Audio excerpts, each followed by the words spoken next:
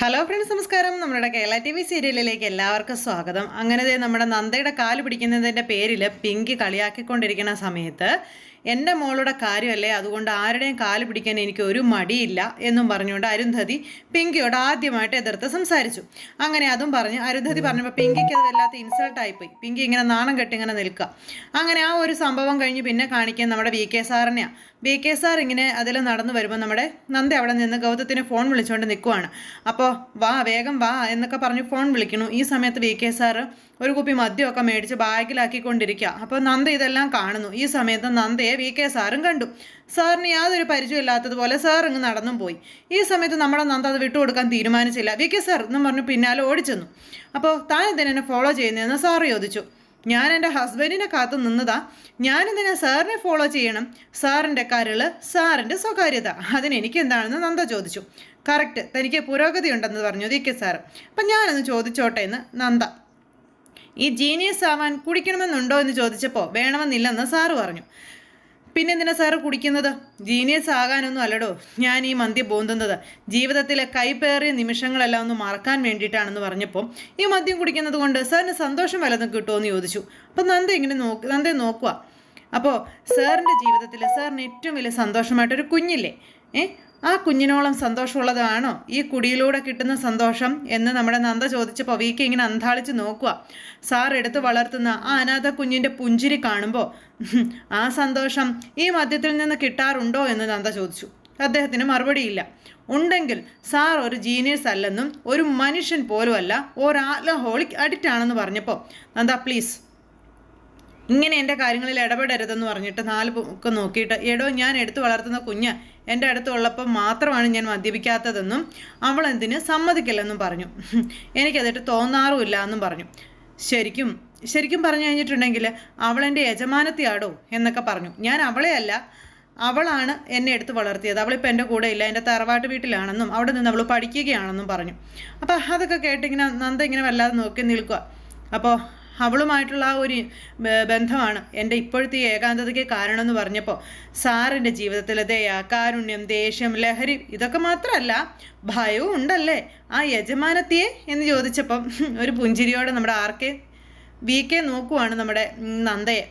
എൻ്റെ ജീവിതത്തെ കുറിച്ചിട്ടിരിക്കുന്ന ഓർമ്മകളെ അതൊക്കെ നശിപ്പിക്കാൻ എനിക്കിതൊക്കെ കൂടിയേ തീരൂ, അല്ലെങ്കിൽ അതൊക്കെ പുറന്തള്ളി വരുമെന്നും പറഞ്ഞ് സാർ അങ്ങ് പോയി. നമ്മുടെ നന്ദ ഇങ്ങനെ സാറിനെ കുറിച്ച് ആലോചിച്ച് നിൽക്കുക.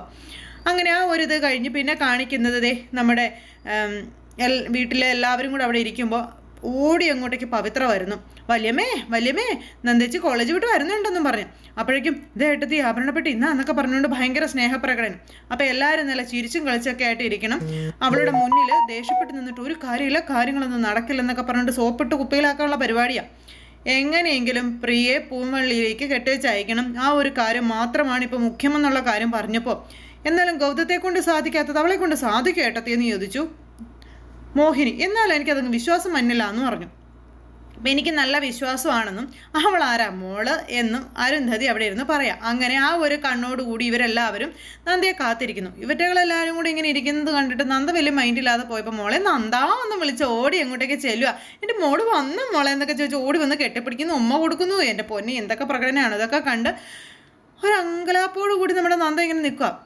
എൻ്റെ വല്യമ്മ തന്നെയാണോ എന്ന് ചോദിച്ചത്. അതെ, ഇത് മോളുടെ വല്യമ്മ തന്നെയാ എന്ന് പറഞ്ഞ് വിളിച്ചടുത്തിരുത്തുക. അപ്പം മോൾ എന്തിനാ സംശയിക്കുന്നതെന്നൊക്കെ ചോദിച്ചു. ലക്ഷ്മി അന്നേരത്തേക്ക് ഇതൊക്കെ കണ്ട് ഇങ്ങനെ വന്ന് നിൽക്കുക. ഈ സമയത്ത് മോളിവിടെ വന്ന് ഇരിക്കും മോളെ എന്ന് പറഞ്ഞ് പിടിച്ചിരുത്തി. നന്ദയാണ് അമ്പരപ്പോടും ഇങ്ങനെ നോക്കുക. ലക്ഷ്മി അതിനേക്കാളും വലിയ അമ്പരപ്പ്. അങ്ങനെ ഇരിക്കുമ്പോൾ ഇനി വീട് മാറിപ്പോയതാണെന്ന് പോലും നന്ദയ്ക്ക് ഒരു നിമിഷം സംശയം. വല്യമ്മയുടെ ഈ മാറ്റം അത് മോൾക്ക് വിശ്വസിക്കാൻ പറ്റുന്നില്ലല്ലേ എന്ന് ചോദിച്ചപ്പോൾ എന്ന് പറഞ്ഞു നമ്മുടെ നന്ദ. അതുപോലെ തന്നെ ലക്ഷ്മി ഇങ്ങനെ നോക്കുക. അങ്ങനെ മോള് ഈ കുടുംബത്തിൻ്റെ ഐശ്വര്യമാണ്, മാങ്ങയാണ്, തേങ്ങയാണെന്നൊക്കെ ഇങ്ങനെ പറഞ്ഞിട്ട് ഇതെൻ്റെ മോക്ക് തരാൻ വേണ്ടി വല്യമ്മ കരുതി വെച്ചിരുന്നതാ ഈ പവിത്രമോതിരം എന്നൊക്കെ പറഞ്ഞുകൊണ്ട് അത് നന്ദയുടെ നേരെ കാണിക്കുന്നു. നന്ദ ഇതൊക്കെ നോക്കി ഇങ്ങനെ ഇരിക്കുക കേട്ടോ. അപ്പോഴത്തേക്കും അവർ മറ്റവരെല്ലാം അടക്കം ചിരിക്കുക. ഇതൊക്കെ കള്ളക്കളിയാണല്ലോ എന്നുള്ളൊരിതിൽ, ഇവള് മണ്ടിയാണല്ലോ എന്നുള്ളൊരിതിൽ. മോളെ ആ വിരലൊന്ന് നീട്ടിക്കേന്ന് പറഞ്ഞു നന്ദയോട് അരുന്ധതി. എന്നിട്ട് വിരൽ നീട്ടിച്ച് ആ മോതിരം ഇടിച്ചു കൊടുത്തു. എന്ത് ഭംഗിയാണെന്ന് നോക്കിക്കേ എന്നൊക്കെ പറഞ്ഞപ്പോൾ വേണ്ട ഇതൊന്നും ഇട്ടിട്ട് എനിക്ക് വേണ്ടെന്നും പറഞ്ഞുകൊണ്ട് ഇങ്ങനെ പറയുമ്പോൾ എൻ്റെ പൊന്നുമോൾ എന്തിനാ ഇങ്ങനെ എതിർക്കുന്നതെന്ന് മഹേശ്വരൻ ചോദിക്കുക. മൂത്ത മരുമോൾക്കുള്ളതല്ലേ ഈ മോതിരം. ഈ വീട്ടിലെ മൂത്ത മരുമോൾ ആരാ? നന്ദമോളല്ലേ. അപ്പൊ പിന്നെ മോളല്ലേ ഇടേണ്ടത്.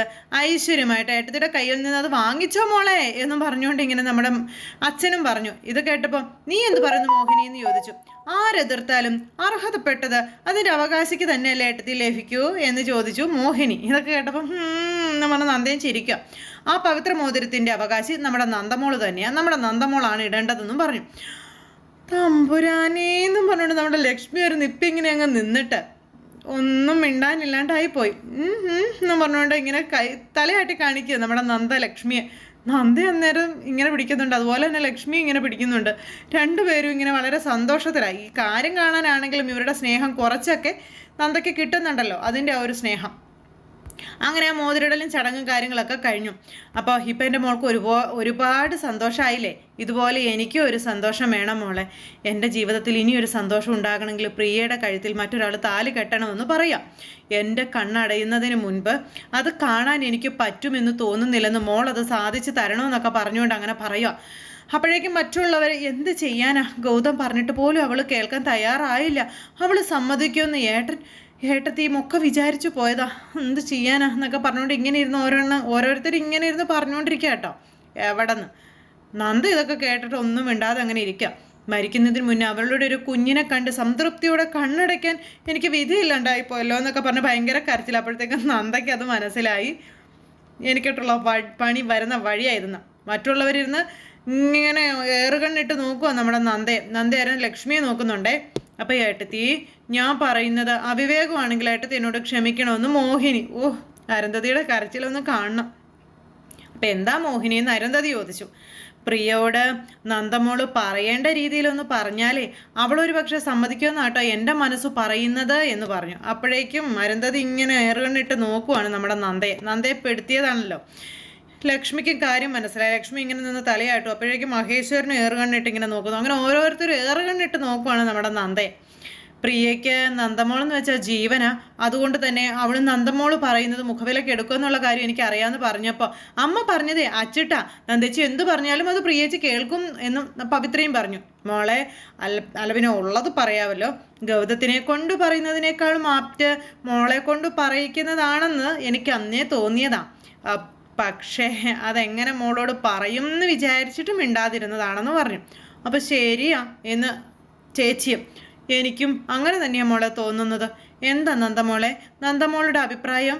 വല്യമ്മയ്ക്ക് വേണ്ടി എൻ്റെ മോള് ഈ കാര്യം പ്രിയമായിട്ടോ ഒന്ന് സംസാരിക്കോ എന്ന് ചോദിച്ചു. അങ്ങനെ വരട്ടെ എന്നും പറഞ്ഞുകൊണ്ട് ഇങ്ങനെ നമ്മുടെ ലക്ഷ്മി നന്ദ ഇങ്ങനെ വല്ലാതെ നോക്കിയിരിക്കാം. വല്യമ്മ മോളെ നിർബന്ധിക്കുന്നൊന്നുമില്ല. മോൾക്ക് പ്രിയേച്ചിയുടെ ജീവിതം നന്നായി കാണുന്ന ആഗ്രഹം ഉണ്ടെങ്കിൽ മാത്രം മതിയെന്നൊക്കെ പറഞ്ഞു. പാവം നന്ദ ഇങ്ങനെ ഇതായിട്ടിരിക്കുമ്പോൾ നാണമില്ലല്ലോ നിങ്ങൾക്കൊന്നും, എല്ലാവരുടെ ഉള്ളിലിരിപ്പ് ഇപ്പം എനിക്ക് മനസ്സിലായി എന്ന് പറഞ്ഞു ലക്ഷ്മി. അന്നേരം ലക്ഷ്മി പറഞ്ഞല്ലോ ദ്വയാർത്ഥമൊക്കെ എനിക്ക് മനസ്സിലായി എന്ന് ഈ അരുന്ധതി എവിടെ ഇരുന്ന് ഇങ്ങനെ പറയുക.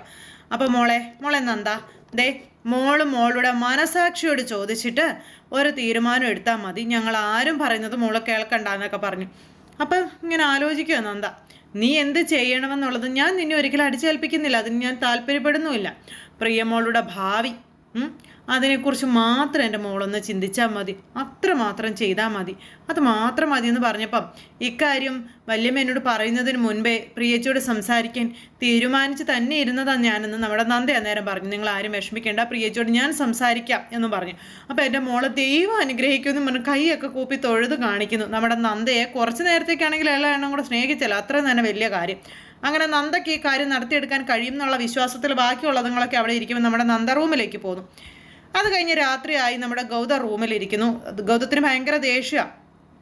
പ്രിയയോട് സംസാരിച്ചതും പ്രിയ പറഞ്ഞതുമായ കാര്യങ്ങളൊക്കെ കേട്ടു ഓർത്തിട്ടും. അപ്പോഴേക്കും നമ്മുടെ നന്ദ അങ്ങോട്ടേക്ക് ചെന്നു. ഒരു ചിരിയൊക്കെ ചിരിച്ചിരിക്കാം. ദൂതുപോയ ഹംസത്തിന് പപ്പും പൂടയും പറിച്ച് പ്രിയെ ചോടിച്ചു വിട്ടല്ലേ എന്ന് നന്ദ ഗൗതത്തിനോട് ചോദിക്കുന്നു. ഗൗതം ഇങ്ങനെ ചമ്മിയിരിക്കാട്ടോ. എന്തായാലും ഇതൊക്കെ കേട്ടപ്പോൾ സോറി ഗൗതം സാർ, ഞാനൊരു തമാശ പറഞ്ഞതല്ലേ എന്നും പറഞ്ഞു നന്ദ. പ്രിയേച്ചി ദേഷ്യപ്പെട്ട ഗൗതം സാറിന് അത് വല്ലാത്ത വിഷമമെന്നുള്ള കാര്യം എനിക്കറിയില്ലേ.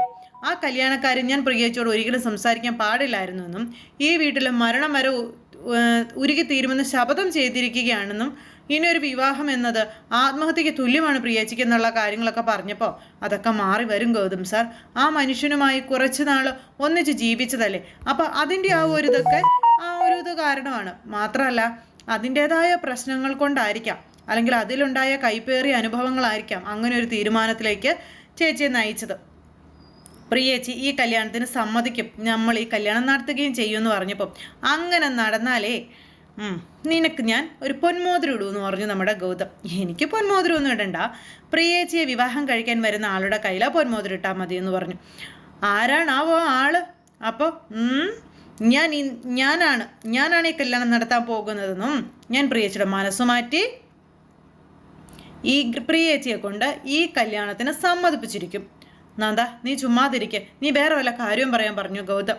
ചുമ്മാതെയാണോ റിയാലിറ്റി ആണോ എന്ന് ഇപ്പം തന്നെ റിസൾട്ട് കിട്ടും, ഞാൻ പോവാ പ്രിയേച്ചിയുടെ അടുത്തേക്കെന്ന് പറഞ്ഞു. ആ സമയത്ത് ഗൗതം തടഞ്ഞു, നീ പോകരുത്, പ്രിയേച്ചിക്ക് നിന്നോട് ദേഷ്യമാകുന്നു. ഒരിക്കലും ഇല്ല, പ്രിയേച്ചിക്ക് നല്ലൊരു ജീവിതം കിട്ടുന്നത് എനിക്ക് ഏറ്റവും സന്തോഷമുള്ള കാര്യമാണ്, അതുകൊണ്ട് ഞാൻ അതിൽ മുൻകൈ എടുക്കുമെന്ന് പറഞ്ഞു. വെറുതെ പ്രിയേച്ചിയുടെ നീരസ് നീ ചോദിച്ചു വാങ്ങിക്കരുതെന്ന് പറഞ്ഞപ്പോൾ പ്രിയേച്ചിയുടെ നീരസമല്ല സമ്മതമാണ് ഞാൻ ചോദിച്ചു വാങ്ങാൻ പോകുന്നതെന്ന് പറഞ്ഞു നമ്മുടെ നന്ദയെ. അപ്പോൾ ഡോണ്ട് വറി ഗൗതം സാർ, അതെ പ്രിയേച്ചിയുടെ സമ്മതവുമായി അളക നന്ദ ഇനി ഈ മുറിയിൽ കാല് കുത്തുമെന്നും പറഞ്ഞ് അവിടെ നിന്ന് നമ്മുടെ നന്ദ അങ്ങ് പോയി. ഗൗതം ആകെ ടെൻഷൻ അടിച്ചിരിക്കുക. ഈ സമയം പിന്നെ വീക്കയെ കാണിക്കുന്നത്. വീക്ക ഇരുന്ന് കുടിച്ചിട്ട് ഇങ്ങനെ ഫോട്ടോയിൽ നോക്കി പ്രിയോട് കൊച്ചു വർത്താനമൊക്കെ പറയണു. അതുപോലെ നന്ദയുടെ കാര്യങ്ങൾ പറയുന്നു, ദത്തെടുത്ത കുട്ടിയുടെ കാര്യങ്ങൾ പറയുന്നു. അപ്പോൾ അങ്ങനെ ആ ഒരു ഇതൊക്കെ പറഞ്ഞ് അത് കഴിഞ്ഞിട്ട് വിവാഹത്തെ പറ്റിയൊക്കെ ഇരുന്നിങ്ങനെ പറയുക. തൻ്റെ ജീവിതത്തിൽ ഇനി ഒരിക്കലും ഒരു വിവാഹമില്ലെന്നും അറിഞ്ഞുകൊണ്ട് ഇനി ഒരു ആപത്തിലേക്ക് വസന്ത എടുത്ത് ചാടില്ലടി എന്നൊക്കെ പറഞ്ഞു. ആത്മഹത്യ ചെയ്യേണ്ടി വന്നാലും ഞാൻ പോവില്ല അങ്ങനെ ഒരു ജീവിതത്തിലേക്ക്, അതായത് മറ്റു വിവാഹം കഴിക്കില്ല എന്നൊക്കെ. അപ്പോൾ അത് നിന്നോടുള്ള അഗാധ പ്രണയം കൊണ്ടാണെന്നൊന്നും നീ തെറ്റിദ്ധരിക്കുകയേ ചെയ്യരുത്. അതെനിക്ക് വേണ്ടാത്തത് കൊണ്ടാണ്. നീ കാരണം പെണ്ണെന്ന വർഗത്തിനെ മുഴുവൻ ഞാൻ വെറുത്തു പോയെന്നും സകല നാറുകളോടും നോ അങ്ങനെ പറയില്ല, സോറി നാരികളോട് ശത്രുതയാണ് എനിക്കെന്നൊക്കെ അദ്ദേഹം ഇരുന്ന് പറയാം. പിന്നെ പക്ഷെ ഉണ്ടല്ലോ, എൻ്റെ ഞാനൊരു പെൺകുട്ടിയെ കണ്ടെത്തിയിട്ടുണ്ട്. അവള് സത്യസന്ധതയുള്ള ആത്മാർത്ഥതയുള്ള ഒരു പെൺകുട്ടി, അവളൊരു പാവമാണെന്നൊക്കെ പറഞ്ഞ് നന്ദയെക്കുറിച്ച് പറയാം. എന്നിട്ട് ഇങ്ങനെ ഓരോന്ന് പറഞ്ഞുകൊണ്ടിരിക്കുക കേട്ടോ. അങ്ങനെ ഞാൻ നിന്നെ ഒന്ന് വിളിക്കും, ഇതാണെന്നൊക്കെ പറഞ്ഞ് ഇങ്ങനെ അദ്ദേഹം ഇരുന്ന് ഓരോന്നൊക്കെ പറഞ്ഞ് അങ്ങനെ പാട്ടും കൈകൊട്ടും ഒക്കെ ആയിട്ടിരിക്കുക. അപ്പോൾ അങ്ങനെ സംസാരിച്ചുകൊണ്ടിരിക്കുമ്പോൾ നിന്നെ ആരാടി വിളിക്കുന്നത്? നീ വിചാരിച്ചോ ഞാൻ നിന്നെ വിളിക്കുമെന്ന്? നിന്നെ ഞാൻ ഈ ജന്മത്ത് വിളിക്കില്ലടി, നിന്നെ എനിക്ക് വേണ്ട. എന്നിട്ട് ഞാൻ എൻ്റെ കൂട്ടുകാരനെ വിളിക്കാൻ പോവാ, അവനുമായിട്ട് സംസാരിക്കാൻ പോവാ, ഇങ്ങനെയൊക്കെ പറയണം. അങ്ങനെയൊക്കെ അദ്ദേഹം അവിടെ ഇരുന്ന് ഓരോന്ന് പറഞ്ഞുകൊണ്ടിരിക്കുക കേട്ടോ, ഈ ഫോട്ടോയിലേക്ക് നോക്കിക്കൊണ്ട്, അതും കള്ളു കുടിച്ചുകൊണ്ട്. അങ്ങനെ അദ്ദേഹത്തിൻ്റെ ജീവിതത്തിൽ അദ്ദേഹത്തിൻ്റെ രാത്രികൾ ഇങ്ങനെ ഓരോന്നൊക്കെ പറഞ്ഞ് ആ കാര്യങ്ങളൊക്കെ അവിടെ നടന്നുകൊണ്ടിരിക്കുന്ന സമയത്ത് പിന്നീട് നമ്മുടെ നന്ദ പ്രിയയുടെ റൂമിൽ വന്നിങ്ങനെ നോക്കി നിൽക്കുക, പേടിച്ച് അകത്തേക്ക് വരുന്നത്. അപ്പം എന്താ നന്ദ നീ ഇവിടെ വന്ന് നിൽക്കുന്നേന്ന് ചോദിച്ചു. അപ്പോൾ ഒന്നുമില്ലെന്ന് പറഞ്ഞ് ഇങ്ങനെ നിന്ന് പതറുന്ന നന്ദയെ കണ്ടപ്പോൾ പ്രിയയ്ക്ക് കാര്യം മനസ്സിലായി. അതെ, എൻ്റെ ജീവിതത്തിൽ നിന്നും ഞാൻ നിൻ്റെ ഭർത്താവിനെ ഡിസ്മിസ് ചെയ്തു എന്ന് പറഞ്ഞതല്ലേ, പിന്നെന്താ? അതുപോലെ നിനക്കും എൻ്റെ മനസ്സിൽ നിന്ന് ഡിസ്മിസൽ വേണോ എന്ന് ചോദിച്ചപ്പം എൻ്റെ പൊന്നേ ശരി ഞാൻ കല്യാണക്കാരി ഒന്നും പറയുന്നില്ല, പക്ഷെ പ്രിയേച്ചി എന്തുകൊണ്ട് മറ്റൊരു വിവാഹത്തിന് തയ്യാറാകുന്നില്ല എന്നുള്ളൊരു റീസൺ ഉണ്ടാകുമല്ലോ, അതെനിക്ക് അറിഞ്ഞേ പറ്റുമെന്ന് നന്ദ. ആ കാരണം എന്താണെന്ന് പ്രിയേച്ചി എന്നോട് പറഞ്ഞു, ഞാൻ പിന്നെ ഒന്നിനും വരില്ല എന്ന് പറഞ്ഞു.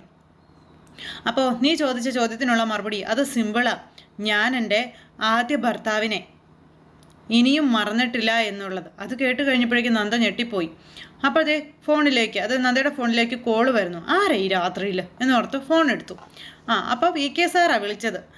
ഞാൻ ട്രാൻസ്പോർട്ടിനാണെന്നൊക്കെ പറഞ്ഞു ഇങ്ങനെ ഓരോന്ന് പറഞ്ഞപ്പോൾ അയ്യോ VK സാർ വിളിക്കുന്നു. അപ്പം പ്രിയ ഇങ്ങനെ എന്താ വിളിച്ച് നോക്കുക. അപ്പോൾ സാറ് തന്നെ രാത്രി വിളിച്ചതെന്ന് ചോദിച്ചപ്പം അത് പിന്നെ 4-5 എണ്ണം അടിച്ച് നല്ല ത്രില്ലിലായപ്പോൾ തന്നെ ഒന്ന് വിളിക്കണമെന്ന് തോന്നി എന്നുള്ള കാര്യം പറയാം. ഇത് കേട്ടപ്പം നന്ദ ദേഷ്യത്തോടെ ഇങ്ങനെ നോക്കുക കേട്ടോ. അങ്ങനെ നന്ദ ഇങ്ങനെ പ്രിയയുടെ റൂമിലല്ലേ, താൻ എൻ്റെ മുൻ ഭാര്യയുടെ പേര് നേരത്തെ ചോദിച്ചിരുന്നില്ലേ? പേരല്ല, അവളെപ്പറ്റി വളരെ ഇൻട്രസ്റ്റ് ആയിട്ടുള്ള ഒരു കാര്യം ഞാൻ നന്ദയോട് പറയാമെന്ന് പറഞ്ഞു. അപ്പോഴേക്കും നന്ദയ്ക്ക് വളരെ സന്തോഷമായി. അത് കേൾക്കാൻ ആരോ റെഡി അപ്പം റെഡിയാണെന്ന് നന്ദയും പറഞ്ഞു. ഇത് കേട്ടപ്പം അത് പിന്നെ അത് പറയുന്നതിൻ്റെ ഒരു മൂഡ് ഫീലൊക്കെ കിട്ടണമെന്നുണ്ടെങ്കിൽ നമുക്ക് മുഖാമുഖം സംസാരിക്കാം, ഞാൻ വീഡിയോ കോളിൽ വിളിക്കാമെന്ന് പറഞ്ഞു. അപ്പം ശരി സാർ ശരിയെന്ന് പറഞ്ഞുകൊണ്ട് നന്ദ ഇങ്ങനെ നിൽക്കുക. അത് കഴിഞ്ഞ് പ്രിയയോട് വിവരം പറഞ്ഞു. അപ്പം അത് വേണമെന്ന് ചോദിച്ചു. ഞാൻ പറഞ്ഞില്ലേ പ്രിയേച്ചി, അതൊരു അപൂർവ ജനസാണെന്ന്. അതൊന്ന് കേൾക്കണം, എനിക്ക് കേട്ടാൽ മാത്രമേ മനസ്സിലാവുള്ളൂ. അപ്പോഴേ നിൻ്റെ സാറ് വിളിച്ചു കഴിയുമ്പോൾ ഫോൺ എനിക്കൊന്ന് തരണമെന്ന് പറഞ്ഞു. എന്നെ വഴക്ക് പറയാൻ വരുന്ന നിൻ്റെ VK സാറിൻ്റെ ഗതി എന്താകുമെന്ന് നിനക്ക് ലൈവായിട്ട് കാണാമെന്ന് നമ്മുടെ പ്രിയ പറഞ്ഞപ്പോൾ എന്ന് പറഞ്ഞുകൊണ്ടിരിക്കണം. അപ്പോഴേക്കും VK സാറ് വിളിച്ചു. നമ്മുടെ നന്ദ ആ ഫോൺ അറ്റൻഡ് ചെയ്യുകയും ചെയ്തു. ഫോൺ എടുത്തതും അതെ സാറിനോട് ഞാനൊരു കാര്യം ചോദിച്ചോട്ടെ, സാറിൻ്റെ സ്റ്റോറി എൻ്റെ ചേച്ചി കൂടി കേൾക്കുന്നത് കൊണ്ട് ബുദ്ധിമുട്ടുണ്ടോ എന്ന് ചോദിച്ചു. അപ്പം തൻ്റെ ആ കോമൺ സെൻസ് ഇല്ലാത്ത ചേച്ചിക്കല്ലേ അവർ കേട്ടോട്ടെ, എനിക്കൊരു കുഴപ്പമില്ല, തൻ്റെ ചേച്ചിക്കൊന്ന് കൊടുത്തേ കാണട്ടെ എന്ന് പറഞ്ഞു. അപ്പോൾ ഓക്കെ കൊടുക്കാമെന്ന് പറഞ്ഞുകൊണ്ട് ഫോണുമായിട്ട് നന്ദ ചെല്ലുന്നു. എന്നിട്ട് VK സാറിന് ചേച്ചി ഒന്ന് കാണണമെന്ന് പറഞ്ഞു. ചേച്ചി ഒന്ന് സംസാരിക്കാൻ പറഞ്ഞു. അപ്പോഴത്തേക്കും പ്രിയ ഭയങ്കര ദേഷ്യത്തിൽ നിൽക്കുക. പ്ലീസ് പ്രിയേച്ചി സംസാരിക്കും പ്ലീസ് എന്ന് പറഞ്ഞുകൊണ്ട് നന്ദ പറയുന്നു. പ്രിയ ഇങ്ങനെ തലയും തിരിച്ച് നിൽക്കുന്നിടത്ത് ഇന്നത്തെ കഥ അവസാനിച്ചു. എന്തായാലും പുതുപുത്തൻ വിശേഷങ്ങളുമായി നമുക്ക് വീണ്ടും കാണാം. എല്ലാവർക്കും നല്ലൊരു ദിവസം ആശംസിക്കുന്നു. നന്ദി.